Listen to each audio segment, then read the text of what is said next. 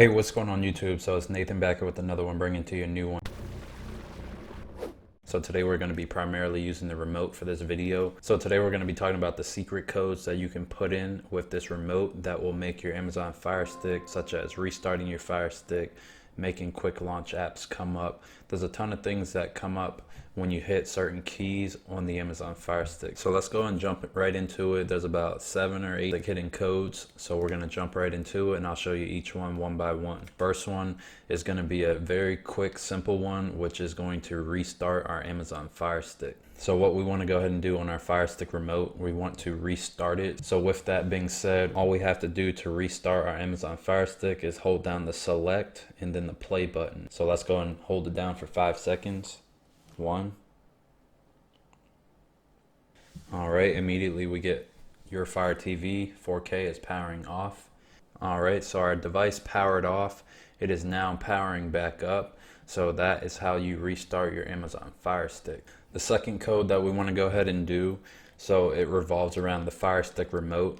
So right now I'm able to use the Fire Stick remote, but let's say if our remote was giving us particular issues with it, if it wasn't working as good or if it wasn't indicating that it's going to work at all. So there is a way to reset this Fire TV remote. So we want to hold left, menu, and back on the Fire Stick remote for 12 seconds, and that will reset our remote.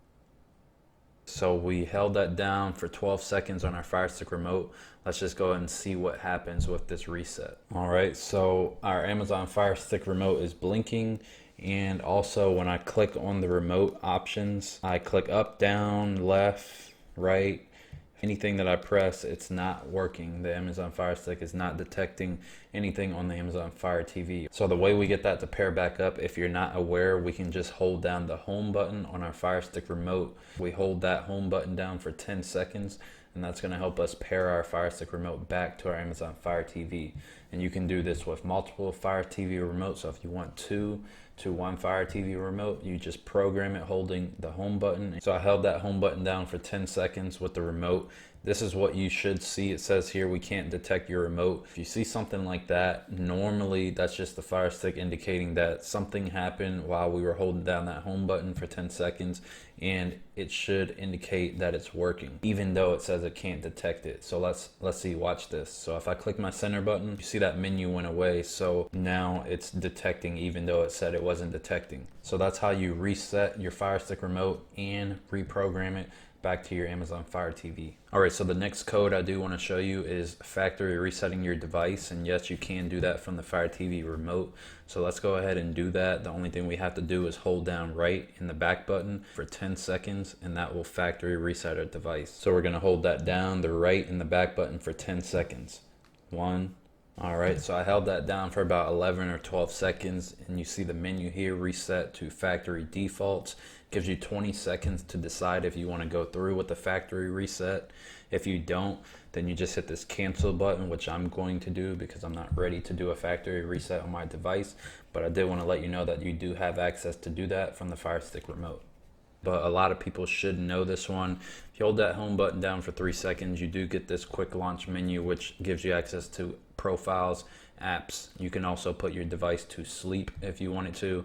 And then you have mirroring, which you can mirror your cell phone to your Amazon Fire TV. And you also have access to your settings as well if you wanted to access your settings. The next one on the list is going to be launching the Network Diagnostic Center. So launching the Network Diagnostic Center is going to be rewind and then left, and then we're going to hit the menu button 1 time. So 1, 2, 3, 4, 5, menu, and that launches the Network Diagnostic Center.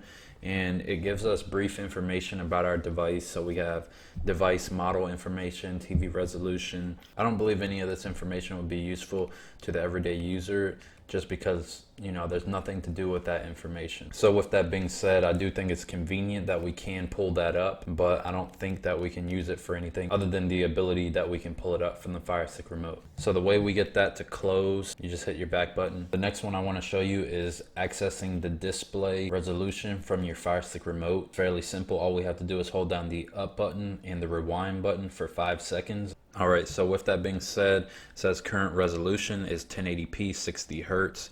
If you can read this, select the button down below. So what this does, it's going to cycle through display resolutions every 5 seconds to try to change the resolution for you in case you wanted to change it. So it's just a quick way to change it, and it pretty much auto does it. You just select it whenever you're ready to change it. All right, so once you do find a resolution that you like, you just click on the use current resolution, and then that will adjust for us. Also, we can go to the settings really quick and just go to display, and then if we go down to display again, and then we go to video resolution, if we click on video resolution, right now it's set to auto.